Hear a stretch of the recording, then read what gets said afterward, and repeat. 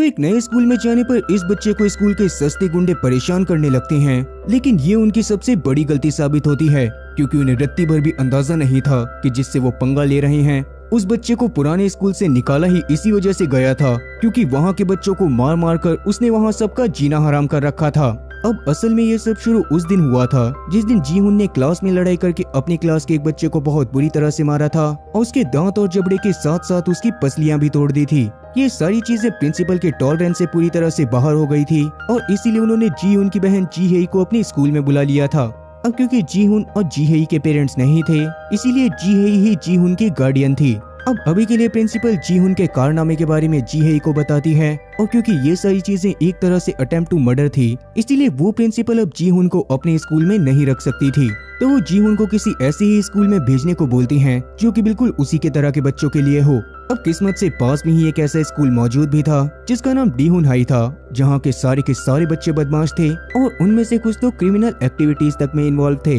अब ऐसे स्कूल के बारे में सुनने के बाद तो जीहुन काफी ज्यादा खुश हो गया था और रात में बैठकर वो अपने लैपटॉप पर उस स्कूल के बारे में सर्च करने लगता है। तब जाकर उसे पता चलता है कि उस स्कूल में कोई भी रूल नहीं था और वहाँ पर चोरी होना, बिना मतलब की लड़ाई होना और एक आध का सर फट जाना ये बिल्कुल मामूली बात थी। और कुछ दिनों पहले ही वहाँ के कुछ स्टूडेंट ने कॉलेज ग्रुप के ऊपर अटैक कर दिया था, पर मीडिया ने डर के मारे सभी लोगों को यही बताया कि वो सारे के सारे बच्चे बस आपस में लड़ाई कर रहे थे। और तभी जाकर जीहुन को ये बात भी पता चलती है कि डीहुन हाई असल में पहले एक जेल हुआ करता था, जिसको बाद में एक स्कूल बना दिया गया, पर वहाँ के सारे बच्चे अभी भी बदमाश थे। ये सारी चीजें जानने के बाद तो जीहुन ने डिसाइड कर लिया था कि उस स्कूल में जाने के बाद तो वो वहाँ के सभी बच्चों का बादशाह बन जाएगा और सारे के सारे बच्चे उससे डरा करेंगे। अब अगले दिन सुट्टा फूकते हुए फुल टशन में जाकर जीहुन उस स्कूल के सामने खड़ा हो जाता है और सोचने लगता है कि अंदर जाकर वो लड़ाई किस तरह से चालू करेगा। पर तभी अचानक से उसके सर पर एक बॉल आकर लगती है, जिससे गुस्से में आने की बजाय जीहुन तो पूरी तरह से खुश हो गया था, क्योंकि अब उसे लड़ाई स्टार्ट करने का मौका मिलने वाला था।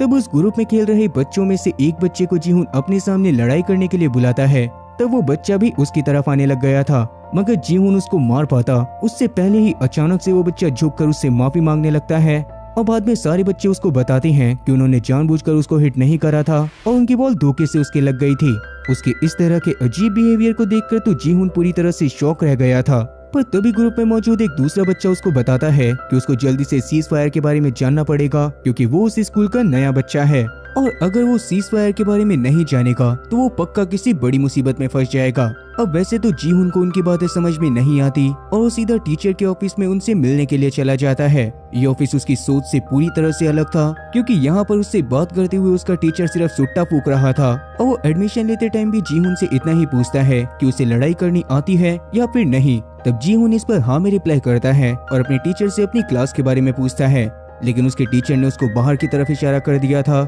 जिससे जीहुन को तो यही लगा था कि शायद उसका टीचर चाहता है कि वो स्कूल को घूमते हुए खुद ही अपनी क्लास को ढूंढे। इसीलिए जीहुन भी तब हॉलवे में घूमता हुआ अपनी क्लासरूम को ढूंढने लगता है, जहाँ पर रास्ते में उसे एक बहुत ही शरीफ बंदा एक जगह पर खड़ा हुआ दिखाई देता है। वो देखने में बिल्कुल भी बदमाश टाइप का नहीं लग रहा था और जीहुन को तो ऐसा ही लगता है कि शायद वो बच्चा लड़ाई में बिल्कुल भी अच्छा नहीं होगा। इसीलिए जीहुन भी उसके सामने पूरी तरह से टशन दिखाते हुए उससे अपनी क्लासरूम का रास्ता पूछता है और सीधा अपने क्लासरूम में शहंशाह के अमिताभ बच्चन की तरह एंट्री मारता है। अब वैसे तो जीहुन की क्लास चालू हो चुकी थी, मगर उसे इस बात से कोई मतलब नहीं होता और क्लास में अंदर घुसते के साथ ही एरोगेंस में सभी बच्चों से पूछने लगता है कि उस क्लास का सबसे ताकतवर बंदा कौन था, क्योंकि अब जीहुन का प्लान यही था कि अब वो सीधा जाकर स्कूल के सबसे ताकतवर बंदे को पेलेगा, जिससे पूरे स्कूल में उसका रोला जम जाएगा। उसकी ऐसी बातें सुनने के बाद तो सारी क्लास वाले एकदम शांत थे, मगर जिस बंदे ने जीहुन को पहले सीज फायर के बारे में बताया था उसका नाम योंगसिक होता है और वही सबसे पहले खड़ा होकर जीहुन के अजीब से बर्ताव के लिए उसको डांटता है और उसको वापस से सीज फायर के बारे में याद दिलाता है।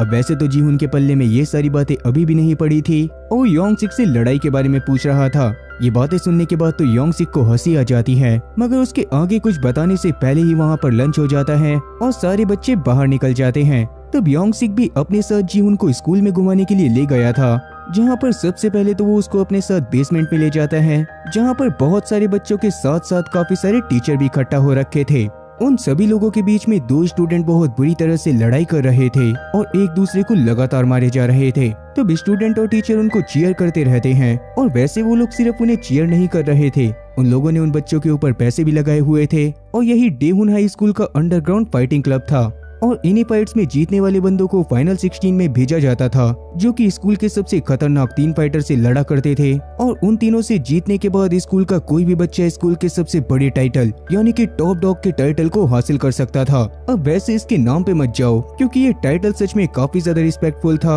और जिसके पास भी ये टाइटल होता था वो स्कूल के रूल्स को अपने हिसाब से चेंज कर सकता था। और तब योंगसिक जीहुन को सीज फायर के बारे में भी बताता है कि असल में सीज फायर एक रूल है जिसके अकॉर्डिंग कोई भी बच्चा फाइट क्लब के बाहर लड़ाई नहीं कर सकता, और अगर किन्हीं 2 स्टूडेंट को आपस में लड़ाई करनी है तो उन्हें फाइट क्लब के अंदर ही जाना पड़ेगा। स्कूल के सारे बच्चे इस रूल को काफी ज्यादा स्ट्रिक्टली फॉलो करा करते थे, इसीलिए स्कूल में इधर उधर कभी भी लड़ाई नहीं होती थी और स्कूल किसी गवर्नमेंट डिस्प्यूट में नहीं फंसा करता था। तो जीहुन भी इस पर मान जाता है और योंगसिक से उन 3 बंदों के बारे में पूछने लगता है जिनसे लड़कर टॉप डॉग के टाइटल को हासिल करा जा सकता था। अब वैसे अभी के लिए टॉप डॉग का टाइटल जोंग डेहो के पास होता है, जो कि स्कूल का सबसे ब्रूटल फाइटर था, जिसको सारे के सारे लोग टाइगर के नाम से भी जानते थे। उसकी फाइटिंग स्किल इतनी ज्यादा कमाल की थी कि एमएमए एरिना वालों ने भी उसको फाइट करने के लिए इनवाइट करा था और वो अच्छा खासा एमएमए फाइटर बन सकता था। लेकिन उसका करियर चालू होने से पहले ही उसका बाइक से एक बहुत ही खतरनाक एक्सीडेंट हो गया और बॉडी में काफी सारे फ्रैक्चर होने की वजह से उसने स्कूल में भी आना बंद कर दिया और उसका करियर भी पूरी तरह से बर्बाद हो गया। अब उसके अलावा कॉलेज में सबसे खतरनाक 3 बंदे जो मौजूद थे उसमें से सबसे पहले का नाम पाक कीटे होता है, जो कि स्कूल के जूडो क्लब का कैप्टन और साथ ही एक बहुत ही बढ़िया नेशनल यूथ एथलीट भी था। उसके अलावा जो दूसरा बंदा था उसे पागलों का सरदार भी बोला जाता है, जिसका असली नाम किसी को भी नहीं पता था और सब लोग उसको हॉट डॉग के नाम से जानते थे, क्योंकि अरीना में लड़ाई करते समय हमेशा वो किसी जानवर की तरह लड़ता था। असल में एक समय पर उसकी फैमिली को उसकी आंखों के सामने ही कुछ लोकल गैंग वालों ने जान से मार दिया था और उसके बाद से ही वो पूरी तरह से कठोर हो गया था। और रही बात तीसरे बंदे की, तो तीसरा बंदा सच में काफी ज्यादा शांत था, जिसका नाम क्वान चैंगसिक था और वो सियोल का एक बहुत ही बढ़िया फाइटर था। उसके शांत नेचर की वजह से सभी लोग उसको काफी ज्यादा पसंद करते थे और लड़ाई के दौरान 56% टीचर उसके ऊपर ही अपनी बैटिंग लगाया करते थे। अब क्योंकि स्कूल में टाइगर मौजूद नहीं था, इसीलिए जीहुन को इन्हीं 3 लोगों से लड़ाई करके उन लड़ाइयों को जीतना पड़ेगा, जिसके बाद ही उससे टॉप डॉग का टाइटल मिल जाता। ये बात सुनने के बाद तो जीहुन तुरंत ही इस पर तैयार हो जाता है और वहाँ से खड़ा होकर सीधा चैंगसिक के पास जाने लगता है, जो कि एक जगह पर बैठकर आराम से गाने सुन रहा था। अब चैंगसिक की शक्ल देखने के बाद तो जीहुन भी पूरी तरह से शॉक रह जाता है, क्योंकि चैंगसिक असल में वही बंदा था जो कि पहले के टाइम पर हॉलवे में खड़ा था और उसके चंपू सा दिखने की वजह से जीहुन ने उसका मजाक बनाया था। उसको देखने के बाद जीहुन तुरंत ही उसे लड़ाई के लिए चैलेंज कर देता है, मगर चैंगसिक उसके चैलेंज को एक्सेप्ट नहीं करता। वैसे भी सीज फायर की वजह से अरीना के बाहर लड़ाई करना मना था और इसी बारे में याद दिलाने के लिए जब चैंगसिक का एक बंदा जीहुन के सामने आता है तो जीहुन गुस्से में उसके पंच मार देता है। ये सब देखने के बाद तो चैंगसिक को काफी ज्यादा गुस्सा आया था, उसके बावजूद अभी वो कुछ भी नहीं करता और अपने बाकी सारे साथियों से जीहुन को मारने को बोलता है। अब वैसे इस सीन को देखने के बाद मुझे मेरे गवर्नमेंट स्कूल का सबसे पहला दिन याद आ गया, जहाँ पर जाते ही मेरी लड़ाई सीधा कंपार्टमेंट वाले बच्चों से हो गई थी और हो सकता है कि गवर्नमेंट बॉयज स्कूल वाले बच्चे इस बात को रिलेट भी कर पाएं। अब वैसे क्या आप लोगों ने अपने स्कूल में कभी लड़ाई करी है और आप लोग कौन से स्कूल में थे, मतलब कि गवर्नमेंट या फिर प्राइवेट? कमेंट सेक्शन में इस बारे में जरूर बताना। खैर चैंगसिक के सारे दोस्त आकर अब जीहुन से लड़ाई करने लग गए थे और जीहुन भी उन्हें बहुत बुरी तरह से मारे जा रहा था, मगर काफी देर लड़ाई करने के बाद वो बहुत बुरी तरह से थक जाता है और तभी एक बच्चा उसके सर के ऊपर पीछे से बॉटल मारकर उसको बेहोश कर देता है, जिसके बाद उन लोगों ने उसकी पैंट उतार दी थी और उसकी वीडियो बनाने लग गए थे। फिर जैसे ही वो लोग जीहुन के हेलो किटी के अंडरवियर को देखते हैं तो सबसे पहले तो उसका मजाक बनाते हुए उसके वीडियो को स्कूल के ग्रुप में शेयर कर देते हैं और बाद में उसका निकनेम किटी पैंटी रख दिया जाता है। अब इन सभी चीजों ने कहीं न कहीं जीहुन को एक तरह से सदमे में डाल दिया था और उस दिन हीजी के काफी बार बोलने के बावजूद भी ना तो वो अपने कमरे से बाहर आया था और ना ही उसने खाना खाया था। अब अपने पहले ही दिन पर अपनी खोई हुई इज्जत को वापस से पाने के लिए वो अगले दिन योंगसिक के पास जाता है और उसको बताता है कि अगर चैंगसिक उससे अकेले लड़ाई करने के लिए मान जाता तो वो पक्का चैंगसिक को हरा देता। ये बात जानकर योंगसिक उसको बताता है कि उन तीनों फाइटर से लड़ने के लिए उसे सबसे पहले फाइट क्लब में 5 राउंड को लगातार जीतना पड़ेगा और उसके बाद ही वो टॉप 16 फाइटर के अंदर आ सकता था, जिनको ही बाद में उन तीनों फाइटर से लड़ने का मौका दिया जाएगा। अब क्योंकि फाइट क्लब में आज चैंगसिक की लड़ाई भी होने वाली थी, इसीलिए योंगसिक जीहुन को अपने साथ फाइट क्लब में ले जाता है, जहाँ पर चैंगसिक बहुत ही कामली अपने ओपोनेंट के वार से बचते हुए बाद में उसको मार रहा था। उसकी इस तरह की हरकतों को देखने के बाद तो जीहुन को उससे लड़ाई करने का और ज्यादा मन करने लगता है और वो रात में अपने बेड पर लेटे हुए डिसाइड करता है कि वो किसी भी हालत में अपने स्कूल का टॉप डॉग बनकर रहेगा। इसीलिए वो अगले ही दिन फाइट क्लब में जाकर अपना भी नाम लिखवा देता है और वहाँ पर आज उसकी लड़ाई उससे दुगने बंदे से होने वाली थी। वो बंदा पहले तो जीहुन के वायरल वीडियो की वजह से उसका काफी ज्यादा मजाक बना रहा था, मगर तभी जीहुन पीछे से उसकी एक लात देकर मारता है और उन दोनों में एक बहुत ही खतरनाक लड़ाई होना चालू हो जाती है। शुरू में तो जीहुन को उस बंदे से लड़ाई करने में काफी ज्यादा दिक्कत आ रही थी, मगर जीहुन हार नहीं मानता और उस बंदे को काफी देर तक पेलने के बाद वो लास्ट में उसके एक हेडबट मारता है और उस बंदे को हराकर अपनी पहली फाइट को जीत जाता है।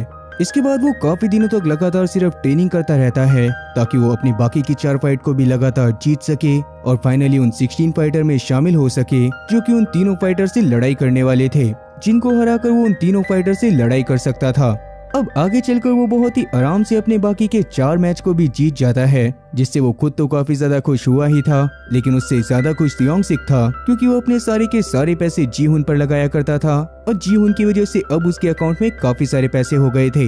मगर जीहुन की लगातार इतनी सारी लड़ाइयों को जीतने की वजह से उसका टीचर उससे बिल्कुल भी खुश नहीं होता, क्योंकि वो हमेशा दूसरे बंदे पर पैसा लगाता था और जीहुन के लगातार जीतने की वजह से उसका काफी लॉस हो चुका था। और क्योंकि अब वो टीचर जीहुन से इस बात का बदला चाहता था, इसीलिए वो जीहुन की अगली लड़ाई सीधा कीटे के साथ करवाता है, जो कि उन 3 खतरनाक फाइटर में से तीसरा फाइटर था। योंग सिक तो ये बात जानने के बाद काफी ज्यादा शॉक होता है, क्योंकि वैसे तो जीहुन की लड़ाई अभी कीटे के साथ नहीं होनी चाहिए थी, पर कहीं ना कहीं वो इस बात को समझ गया था कि जरूर ही टीचर ने ही इस लड़ाई के बीच में इंटरफेयर करके लड़ाई के शेड्यूल को चेंज कर दिया होगा। अब वैसे तो कीटे ने भी जीहुन की लड़ाई के बारे में सिर्फ सुना होता है और उसको उसके फनी नेम किटी पैंटी के बारे में पता था, लेकिन अभी वो सीधा जीहुन के पास जाकर उसे अगली लड़ाई में बचकर रहने को बोलता है और उसके सामने उसका मजाक बनाते हुए सीधा कहता है कि जीहुन और उसका तो कोई मुकाबला ही नहीं है। लेकिन जीहुन जैसे अपने बाकी दुश्मनों की बातों पर बिल्कुल भी ध्यान नहीं देता था, वो अभी कीटे की बातों पर भी बिल्कुल ध्यान नहीं देता और उसको हंसते हुए सीधा मिडिल फिंगर दिखाकर वहाँ से भगा देता है।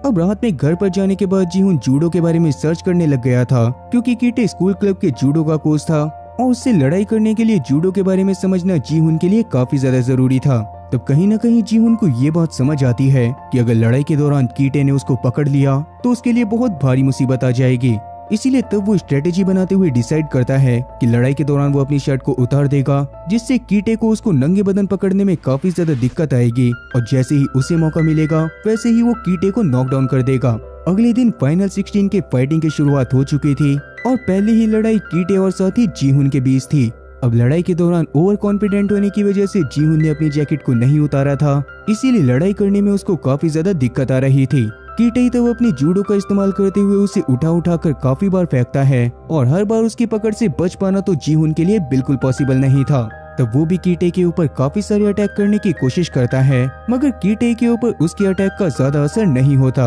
अब कीटे को लग रहा था कि वो इस मैच को जीत चुका है, इसीलिए वो एक सिगरेट जलाकर उसे मैच के बीच में ही पीने लगता है, मगर जीहुन तब खड़ा होकर तुरंत ही अपनी रिसर्च को एक्शन में ले आता है। अब उसने अपने अपर वेयर को पूरी तरह से उतार दिया था, जिस वजह से कीटे जब उसको पकड़ने की कोशिश करता है तो इस बार वो उसको नहीं पकड़ पाता और इसके अगले ही पल जीहुन उसकी बिना सर्फ एक्सेल के धुलाई करने लगता है। तब उसने अपने पावरफुल पंचेस और अपनी फ्लाइंग किक की मदद से बहुत आराम से कीटे को हरा दिया था, जो देखकर तो स्कूल वाले पूरी तरह से शॉक होकर उसको बुरी तरह से चीयर करने लग गए थे और सच में उसका स्कूल वालों के सामने पूरी तरह से रोला जम चुका था। मगर काफी ज्यादा थक जाने की वजह से वो खुद भी अभी बेहोश हो जाता है और अगले पल जब उसकी आंख खुलती है तो उस समय पर वो एक लड़की के साथ स्कूल की इन्फर्मरी में था, जो कि उसकी रिब्स को टच करती हुई पहले तो उसके साथ फ्लर्ट करती है और उसको समझाती है कि लड़ाई के दौरान उसे खास करके अपनी रिब्स का ध्यान रखना पड़ेगा, क्योंकि सिर्फ एक मुक्के से रिब्स को तोड़ा जा सकता था। इतना बताकर वो वहाँ से चली जाती है और जीहुन भी वापस से अपनी क्लास की तरफ जाने लगता है।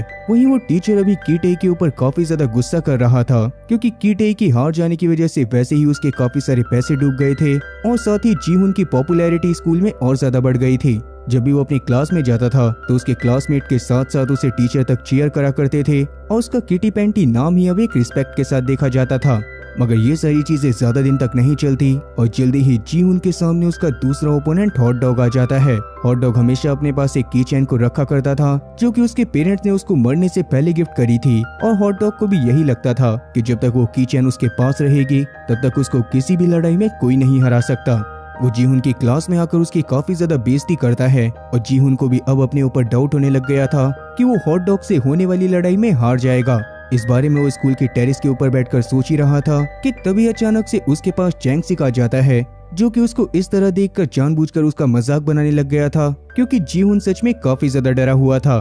मगर उस समय पर चैंग सिक के मजाक बनाने की वजह से जीहुन के अंदर लड़ाई करने की एक और आग जलने लगती है और अब वो किसी भी हालत में हॉट डॉग को लड़ाई में हराकर चैंग सिक से लड़ाई करना चाहता था। अब जिस दिन उसकी हॉट डॉग से लड़ाई होने वाली होती है तो उस समय पर सारे के सारे लोग फाइटिंग अरीना में पूरी तरह से शांत थे और उन्हें समझ में नहीं आ रहा था कि इस बार की लड़ाई को कौन जीतेगा। तब लड़ाई के दौरान सबसे पहला अटैक खुद जीहुन करता है, जिसके अटैक से हॉट डॉग दूर जाकर गिरता है। मगर अगले ही पल उसने जीहुन के ऊपर भी एक बहुत ही खतरनाक अटैक करा था, जिससे जीहुन भी जमीन पर जा गिरता है। उसे समझ आ रहा था कि हॉट डॉग के अंदर सच में काफी ज्यादा जान है और उससे लड़ाई करना इतना ज्यादा आसान नहीं होने वाला। अब हॉट डॉग जल्दी इस फाइट को खत्म करना चाहता था, इसीलिए वो अपने फाइनल अटैक की तैयारी करने से पहले सबसे पहले अपने माँ बाप से प्रे करता है और बाद में जीहुन के ऊपर लगातार अटैक करना चालू कर देता है। जीहुन की हालत भी इससे काफी ज्यादा खराब हो गई थी, मगर जीहुन की किस्मत अच्छी होने की वजह से हॉट डॉग की कीचेन कहीं पर खो जाती है और वो काफी ज्यादा परेशान होते हुए उसी कीचेन को ढूंढने में लग जाता है।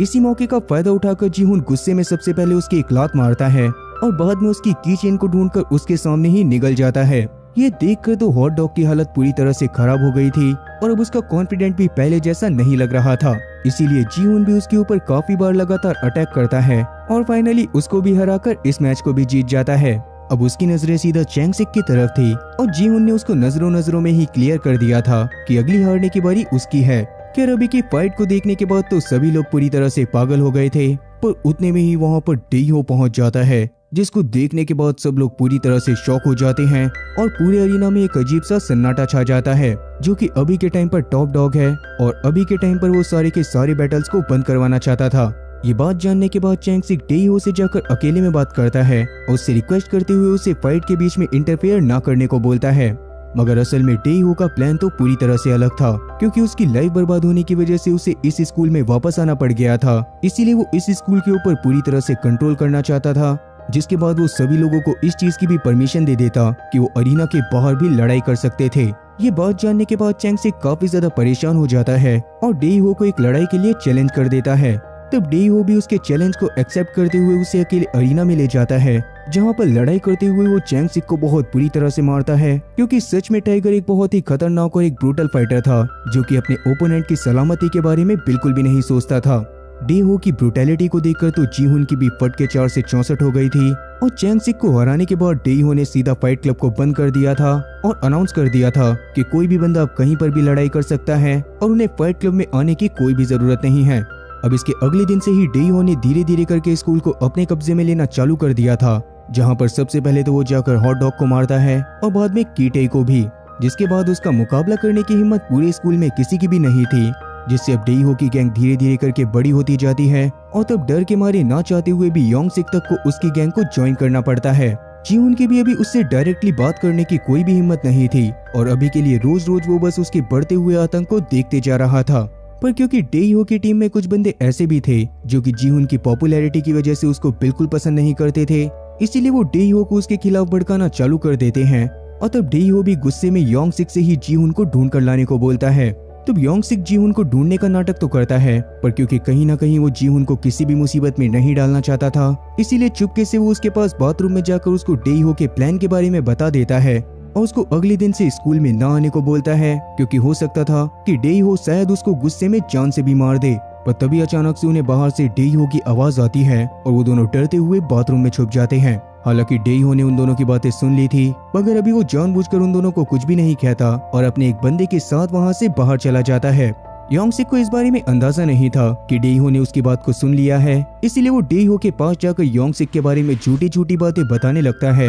जिससे डेइहो को बहुत ज्यादा गुस्सा आता है। इसीलिए वो तुरंत ही एक डंडे को उठाकर योंग सिक के ऊपर वार करते हुए उसे मारने लग गया था और वो उसको बहुत बुरी तरह से तब तक मारता रहता है जब तक कि योंग सिक बेहोश नहीं हो जाता। दूसरी तरफ योंग सिक की बातों की वजह से जीहुन भी पूरी तरह से डर चुका था, इसीलिए वो अगले दिन से स्कूल न आने का डिसाइड करता है। पर तभी अचानक से चैंग सिक भागता हुआ उसके पास आता है और उसको योंग सिक के बारे में बताता है, जिसके बारे में सुनते ही जीहुन तुरंत ही भागता हुआ स्कूल में मौजूद डेइहो के अड्डे में पहुंच जाता है, जहां पर योंग सिक अभी घायल और बेसुध हालत में जमीन पर बिना कपड़ों के पड़ा हुआ था और उसकी हालत को देखने के बाद जीहुन को डेइहो के ऊपर काफी ज्यादा गुस्सा आ रहा था। पर उतने में ही डेइहो वहां पर खुद पहुंचकर जीहुन का मजाक बनाते हुए उसे अगले दिन मिलने को बोलता है। लेकिन जीहुन की अभी इतनी ज्यादा फटी पड़ी थी कि वो डेहो को कोई जवाब भी नहीं दे पाता। खैर अब इसके बाद जब वो रात में अपने घर पर पहुंचता है तो उसकी बहन जीहा ने आज ड्रिंक करी हुई थी, क्योंकि वो उसके फ्यूचर को लेकर काफी ज्यादा परेशान थी। वो अपनी फैमिली के बारे में बात करती है और तब जाकर पता चलता है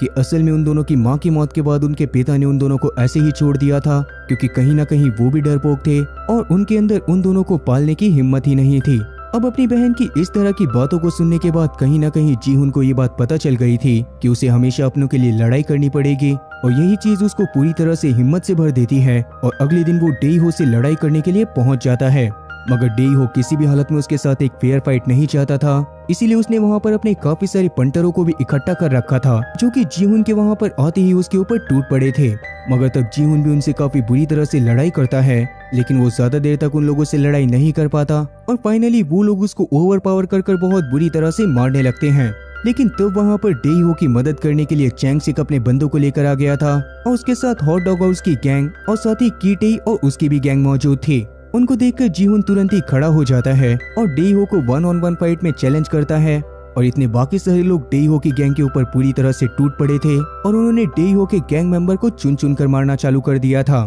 तो मौका पाकर तुरंत ही जीहुन ने भी डेहो के ऊपर खतरनाक अटैक करना चालू कर दिया था, मगर डेहो से लड़ाई करते हुए उसे कहीं ना कहीं समझ आने लगता है कि डेहो सच में काफी ज्यादा खतरनाक है और उससे लड़ाई करना बिल्कुल भी आसान नहीं है। तो डेहो उससे 1-on-1 फाइट के लिए अरीना में ही चलने को बोलता है, जिस पर जीहुन भी मान गया था और अब वो दोनों तुरंत ही अरीना में जाकर लड़ाई करने लग गए थे। उस लड़ाई के दौरान कभी जीहुन डेहो को मार रहा था और कभी डेहो जीहुन को। अब क्योंकि डेहो के पंटरों से पहले लड़ाई करने की वजह से उसकी स्ट्रेंथ पूरी तरह से खत्म होने वाली थी, इसीलिए आगे की फाइट को जीहुन हारने लगता है। और अब डेहो को इतना ज्यादा गुस्सा आ गया था कि उसने मार मार कर जीहुन का बहुत बुरा हाल कर दिया था और अब वो उसको फाइनली जान से मारने वाला था। मगर तभी अचानक से जीहुन को इन्फर्मरी में मिली स्टूडेंट की बात याद आती है और वो तुरंत ही डेहो के रिब्स के ऊपर अटैक करता है, जिससे एक ही पंच के अंदर डेहो के रिब्स बुरी तरह से टूट गए थे और वो तुरंत ही नॉकडाउन हो गया था। ये देखकर तो चैंग सिक और साथ ही बाकी सारे लोग पूरी तरह से खुश हो जाते हैं, और क्योंकि जीहुन अब टॉप डॉग बन चुका था इसीलिए वो फाइट क्लब को भी वापस से चालू करा देता है,